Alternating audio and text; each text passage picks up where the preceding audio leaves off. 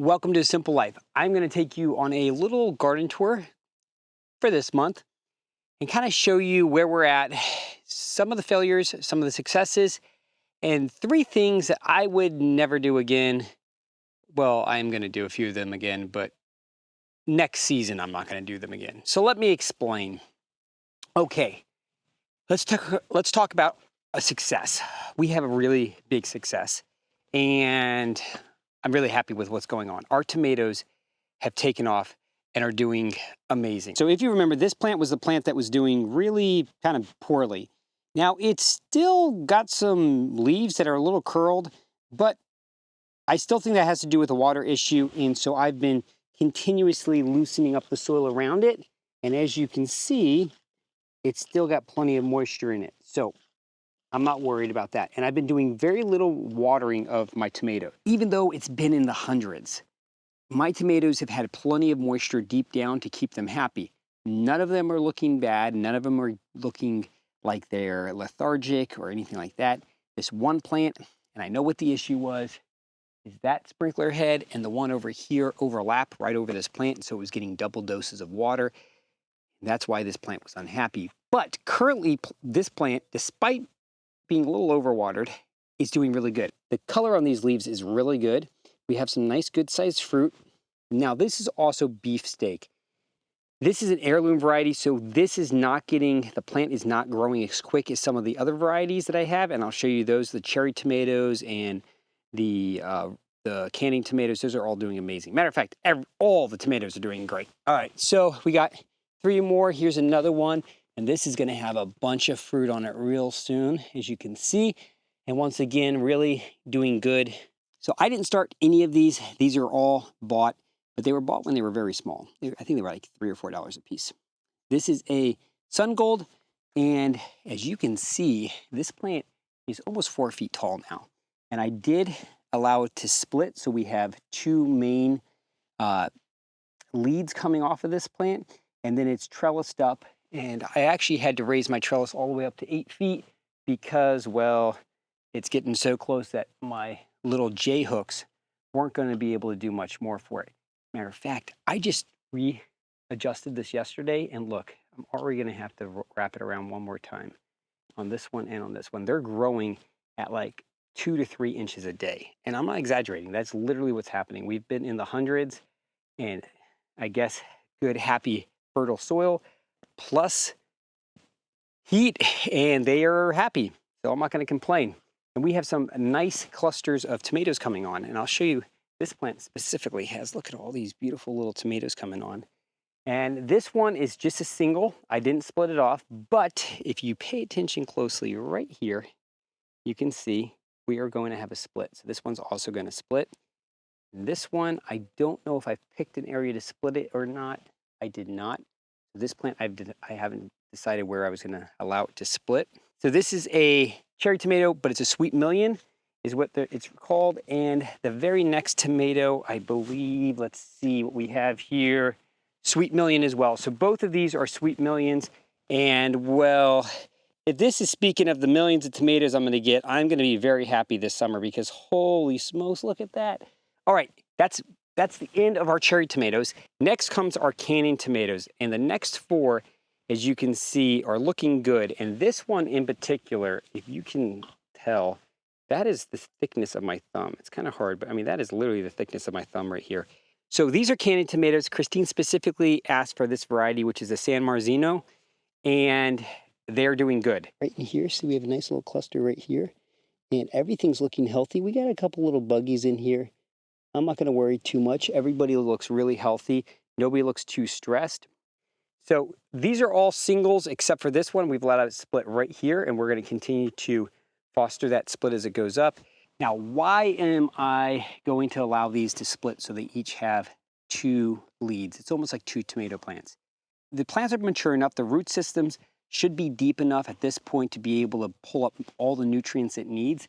And as you see, the plants look really good from what they look like early in the season. And so because of that, we are going to allow them to split. That'll give us twice as many tomatoes as if we just had a single lead. Now, is that greedy of me? Yeah, a little, but I want to experiment with how this works. Once again, everything I'm doing here is an experiment. We're trying to figure all this kind of stuff out. Okay, so we have a big win, and that is our tomato plants. One of our other wins is our lettuce. Our lettuces are actually doing really good. All right, let's talk about one of the failures. And matter of fact, I'm going to switch to a different video. We're going to talk about carrots right now, and then I'll come back. Let's talk about my carrots, because this year we tried something different. We tried transplanting carrots. Now, in the past, I just seeded them in, and last year we didn't get a great crop. Seeds didn't take, it was kind of a mess. So this year, when I went to the local nursery and I saw that they had carrots that you could transplant, I was like, well, let's try this. So we bought a couple, I think we bought a couple trays of them. And we grew them. Well, I understand why people don't transplant carrots as much. Now, I'm sure it could have been partially our technique, but I end up getting quite the odd crop of carrots. This is a pretty good example of what most of the carrots look like. We got some bigger ones, we got some straighter ones, we got some longer ones, some shorter ones, but overall, they're not what you think of when you go to the market, farmer's market, anything like that, and you want carrots. They're a little bit all over the place. Now, they taste absolutely delicious. They're very sweet, they're very good, but they're just not very beautiful.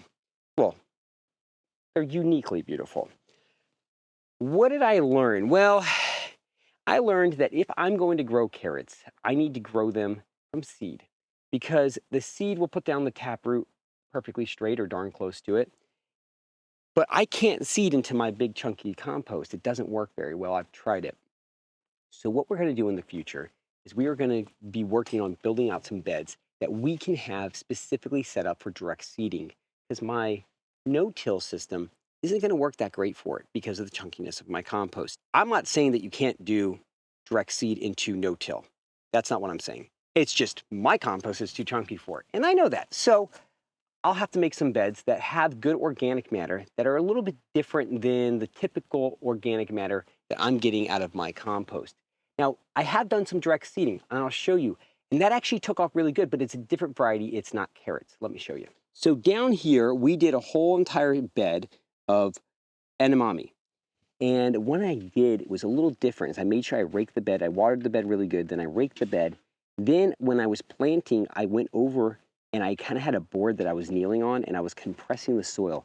And that worked really, really well. We got a really good germination rate. Matter of fact, it's the best germination rate I've had in our beds when it came to direct seeding. I mean, I think almost everything came up, except for a few I think the birds ate. But there's nothing I can do about that. So when it comes to carrots in the future, while I love my multicolored carrots, we are not going to be transplanting carrots because, well, it didn't work out very well for us.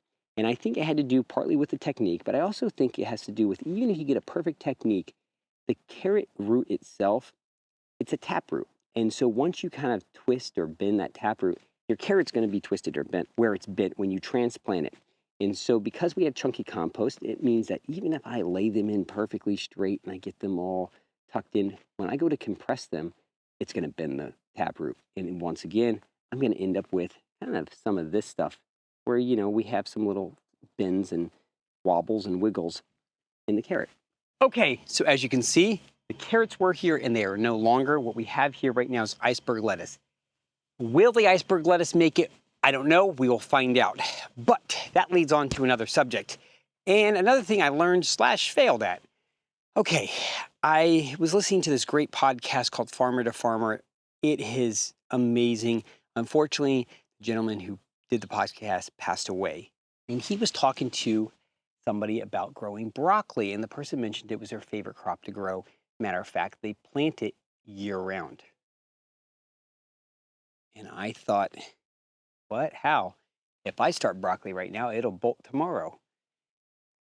And I was trying to, like, what is going on? Well, he got to the point with this person and talked about how they grow broccoli year round. And it came down to something really simple. And it was a big duh moment for me. I've heard about growing different varieties of vegetables, but I never understood beyond like taste or flavor or preference because of one thing or another. I never really understood why. Different varieties serve different purposes. And so I dug into just broccoli because I like broccoli and I wanted to grow more broccoli. So I dug into it and I realized that different varieties will serve me different purposes. And so when it comes to summer broccoli, there are varieties that literally will be mature in 26 days. My head exploded. Literally, my head exploded. So I'm going to give a plug to Johnny Seed's website. Now, I tried Territorial, I tried a bunch of different websites, and Johnny Seeds was absolutely the best website when it came to finding what I needed. Let me explain what I needed. I wanted warm, hardy crops. So I literally went in Johnny Seeds, clicked organic, clicked warm, hardy, non-GMO. They're all non-GMO, I believe, on Johnny Seeds. And I found what I needed. I found about 3 different types of broccoli. Some are 60-day broccoli, some are like 26-day broccoli.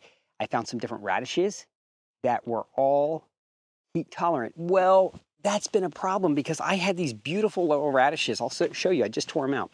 These beautiful little radishes, they started off wonderfully. I had like 100% germination rate.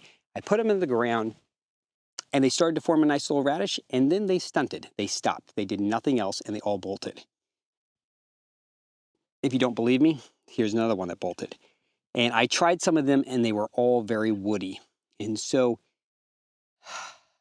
I realized once again, I was doing something right, but I was doing the wrong thing.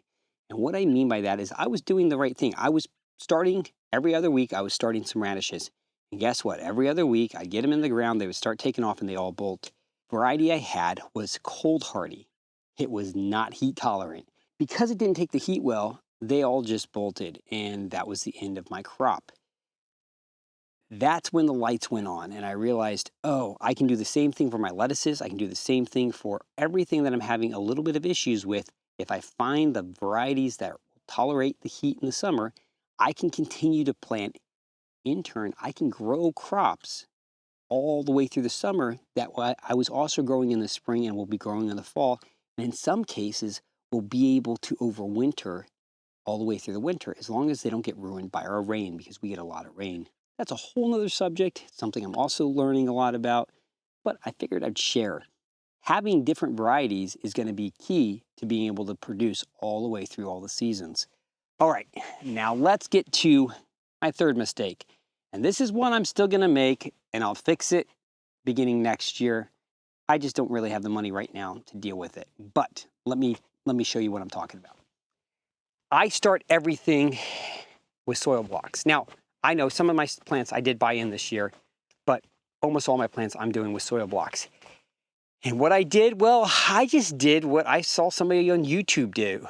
They took some nice boards, they cut them, and they made these nice, beautiful little trays. You can put a little piece of tape on the side or the top, and then you can label it, and you can say what is going to be in there.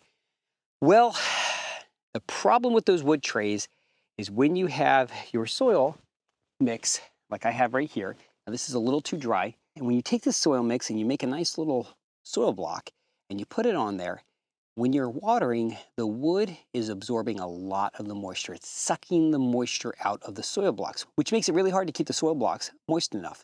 Let me show you what my soil blocks look like, and then let's talk about how we're going to fix it.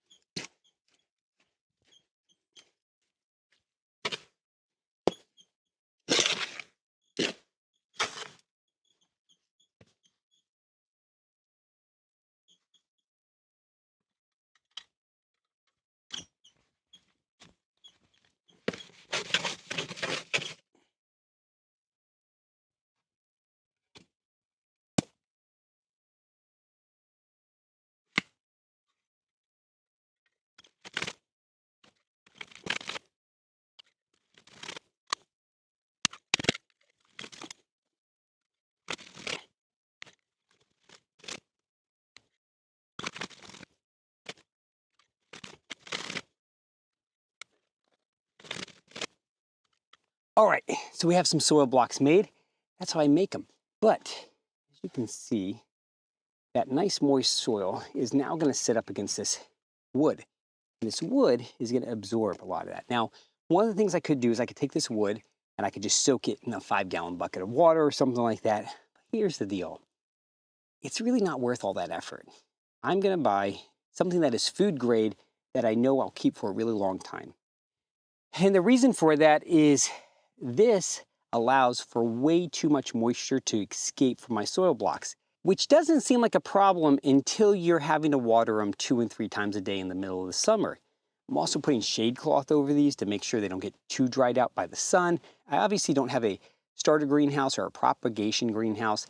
What I've been using is what's behind you, which is this little mini greenhouse inside the big greenhouse.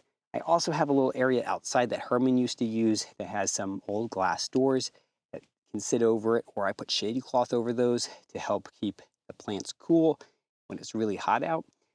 And I've had really good germination rate. Like we're talking like 90% germination rate on my soil blocks, which is really good. I'm really happy with my germination rate. That is not my problem. My problem is, well, battling the moisture, because I'm having issues where my plants are really struggling to get moisture, and all the moisture is in the top half inch and the bottom is all dry. And that's where I know I'm not going to make this mistake in the future. I'm going to invest in some good trays that allow me to retain a little bit more of that moisture and allow me to bottom water just a little bit more. Why would I want to bottom water a little bit more, especially as the plants get a little bit more mature? Well, 2 things. It helps promote good root growth. It means that I'm not just watering the top of the plants and all the plant structure is on the top of the soil block, because I've had issues with some of my plants that when I put them in, the root structure was all in that top half inch right here. And when I planted them, I could tell they didn't do very good because of that. And actually, in some cases, when I went back and removed them because they didn't make it, that's when I was like, aha, I could see just the fact that the root structure just hadn't gone all the way down. So having that moisture in the bottom, we're talking just a little bit of water in the bottom, so that way during the day when I'm not around, because I'm not around all day long, I don't have to worry about my plants drying up and my soil blocks drying up. And that's something that I've had to fight this summer. We've also been in a heat wave, and it's been like 101, 102 degrees almost every day for the last week. All right, so those are my failures and my successes this week. A lot of successes. The garden is doing really good. As you can see behind me, it is doing really good. All right, guys, thank you guys so much for joining us on A Simple Life. What a beautiful evening it is. Have a good one. Bye.